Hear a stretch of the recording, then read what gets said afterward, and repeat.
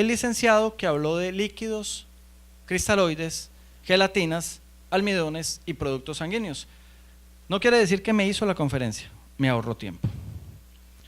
Y me ahorró tiempo porque la asignación de esta conferencia es trauma abdominal, lesión de grandes vasos.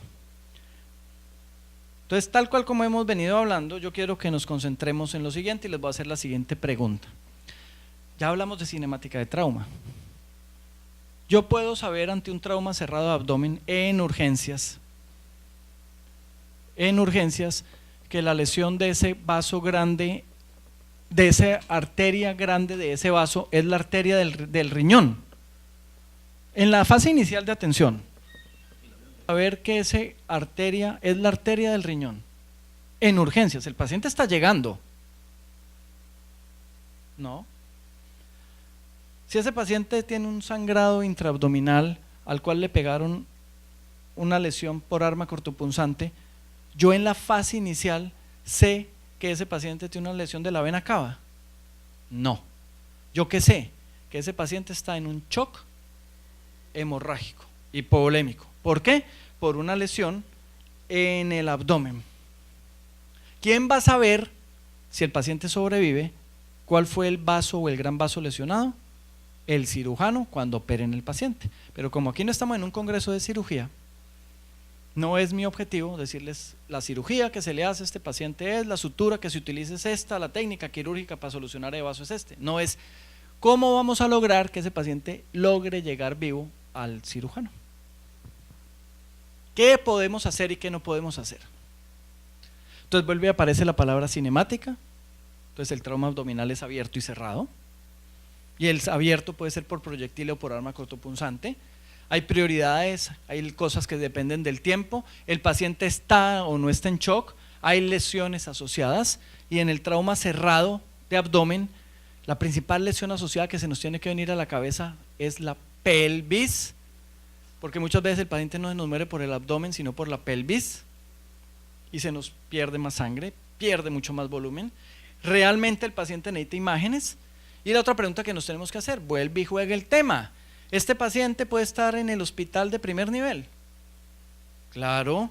¿O todos los pacientes de trauma abdominal llegan a los hospitales de tercer y cuarto nivel? No siempre. No siempre. Entonces, ¿qué recursos tengo disponibles? Y no quiere decir que todos los pacientes tengan que llegar a los hospitales inmediatamente, no, porque es que el paciente yo lo atiendo inicialmente y lo refiero o lo remito. Ingresa una señora de 66 años, víctima de un accidente de tránsito porque la atropelló un vehículo. 50 minutos después del accidente la inmovilizaron, le hicieron todo y está con estos signos vitales. Tiene estigmas evidentes de trauma en el abdomen. ¿Por la presión arterial está estable? Sí. ¿Está en shock por la presión arterial? Entonces lo primero que me tiene que venir a la cabeza es que esa paciente está en shock, a pesar de tener una presión normal, pero está en ese momento logrando compensar el shock. La pregunta que tenemos que hacernos es, ¿cómo voy a hacer para no descompensar ese shock? Porque si yo a esta paciente le administro de manera agresiva cristaloides y le administro 2 litros de cristaloides, probablemente descompense el shock, porque aumento la cantidad de sangrado en el abdomen de esa paciente.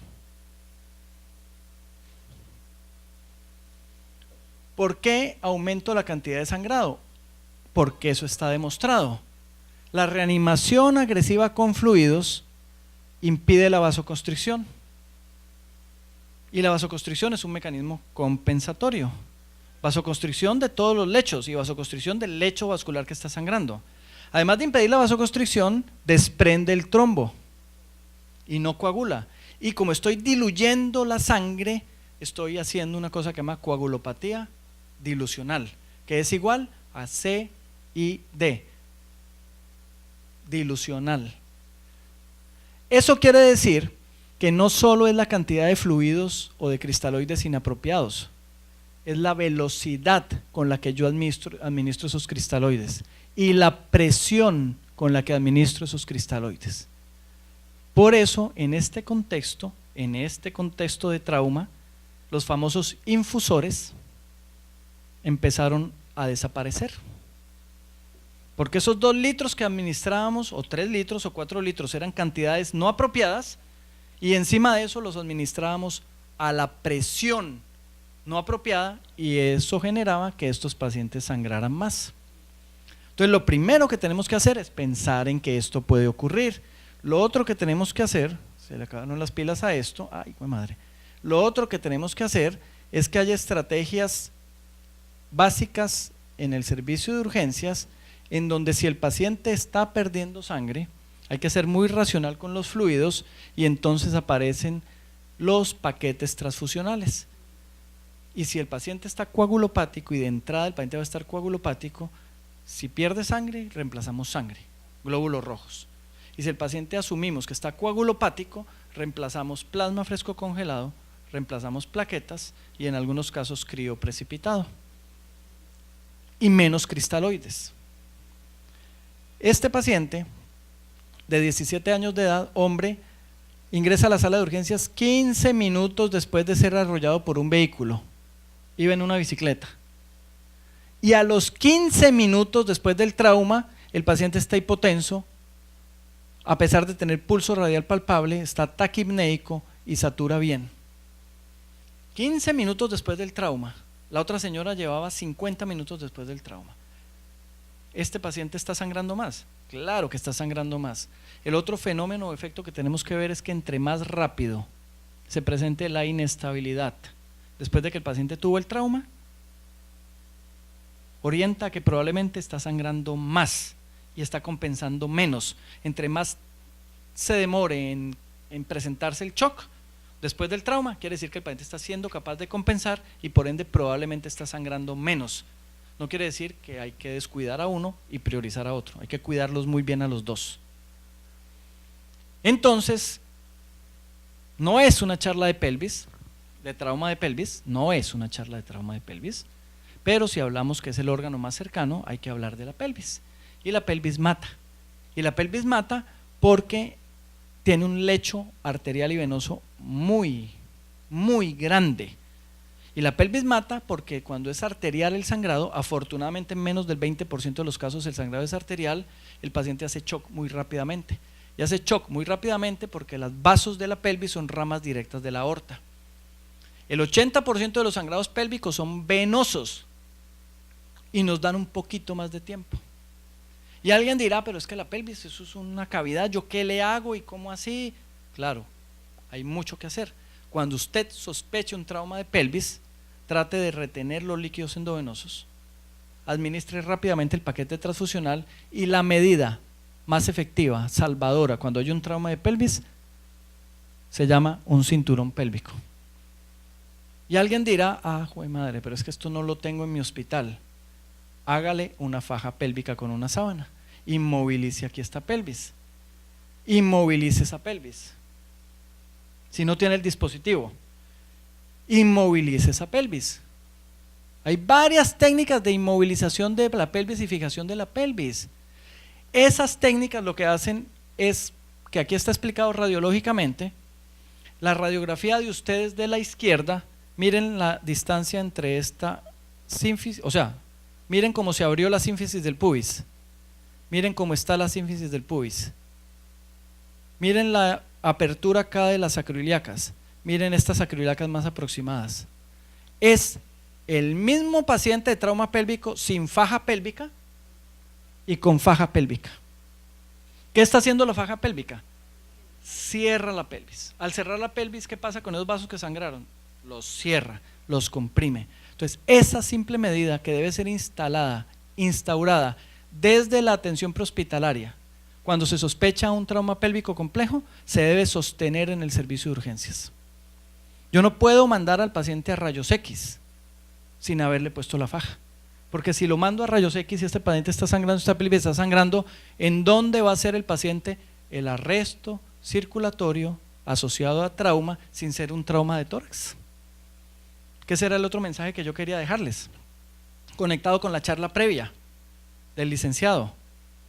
Él habló de arresto o de paro cardíaco asociado a trauma de tórax.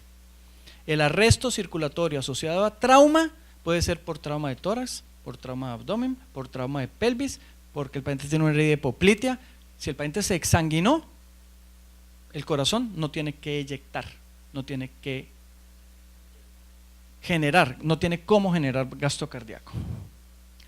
Muy bien, aquí aparece toda la evidencia con trauma de abdomen y trauma de pelvis, o separados el uno del otro, que la gran mayoría de pacientes que sobreviven y tienen mejores resultados son los que recibieron menos cristaloides si el choque estaba compensado y que tempranamente les administramos productos sanguíneos. ¿A través de qué?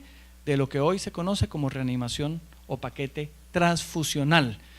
Y esa suma de cristaloides en pocas cantidades y paquete transfusional tiene un gran nombre hoy que se llama reanimación hemostática. O sea, estamos reanimando a nuestro paciente, pero le estamos dando hemostasia a nuestro paciente. Mientras el paciente llega ¿a dónde? Al quirófano, a la sala de radiología intervencionista, al sitio en donde le van a hacer el control definitivo de la hemorragia. Y estas son la recomendación, digámoslo así, más grande de paquetes transfusionales, que es una relación que la literatura mundial desde hace varios años habla de 1-1-1. ¿Qué quiere decir ese 1-1? 5 unidades de glóbulos rojos empacados, 5 unidades de plasma fresco congelado y 5 a 10 unidades de plaquetas o 1 unidad de plaquetas si las plaquetas fueron recolectadas por técnica de aféresis. Acuerden que la técnica de aféresis, o sea, lo que conocemos como plaquetaféresis, tiene una concentración mucho más alta por unidad que la concentración por no aféresis. O sea, 1 unidad por aféresis es el equivalente a 10 unidades de no aféresis. Por eso, si usted no tiene aféresis, son 10 unidades de plaquetas, si tiene aféresis es 1 unidad por aféresis. Y ese concepto de reanimación hemostática en el contexto de trauma abdominal es el que ha demostrado mayor posibilidad de sobrevida en las primeras horas y en los primeros días de evolución del paciente. ¿Por qué? Porque los pacientes sobreviven más, porque se disminuye el uso de cristaloides, porque si el paciente llega a cirugía, disminuye el sangrado intraoperatorio.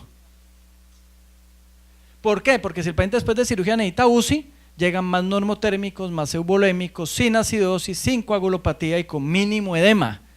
¿Se acuerdan que el licenciado hablaba del edema inapropiado que causan los cristaloides? Y por ende, todo esto hace que los pacientes requieran menos ventilación y se extuben más fácilmente. Entonces todo eso genera unas grandes conclusiones.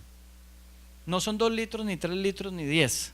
Es, ¿mi paciente está en shock? ¿Sí o no? ¿Está compensando? ¿Sí o no? Si está compensando, pocos cristaloides o 0 cristaloides. Si está compensando, ¿qué está sangrando? ¿A dónde debo poner a mi paciente para controlar el foco de sangrado? Si está compensando y empieza a descompensarse y voy a tener que pensar en que tengo que aumentar la cantidad de cristaloides, espérese, porque tengo paquete transfusional. No tengo paquete transfusional, me tocó cristaloides. ¿Pero a dónde tengo que llevar a mi paciente? Al sitio en donde le operen el abdomen para controlar el sangrado, o le operen el tórax, o le operen la pelvis, o le controlen el foco de sangrado vascular. Si no se hace eso, ¿qué pasa con el sangrado? Se perpetúa, y es cuando el paciente hace coagulopatía, acidosis e hipotermia. Pierde su volumen intravascular y termina siendo arresto circulatorio asociado a trauma. Y cuando hace arresto circulatorio asociado a trauma, la posibilidad de sobrevivir es menos del… Ahí está. Me voy para Trujillo, muchísimas gracias por todo.